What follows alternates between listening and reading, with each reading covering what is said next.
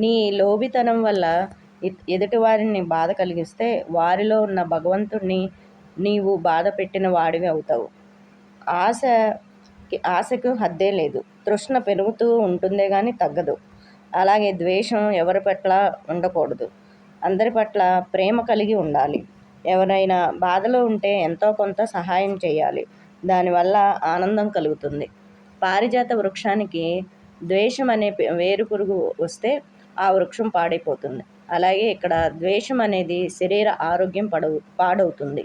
దుర్లభమైన ఈ ద్వేషాన్ని మోక్షం పొందడానికి తగదు. ద్వేషం అనే వేరుపురుగు పుడితే ఈ జన్మ వృధా చేసుకున్నట్లే. అద్వేష్ట సర్వభూతానాం మైత్ర కరుణ ఏవచ. ద్వేషమైతే ఎవరి పట్ల ఉంచుకోకుండా కరుణ ప్రేమ అందరి పట్ల నీకు ఉండాలి. అప్పుడే దైవానుగ్రహం కలుగుతుంది.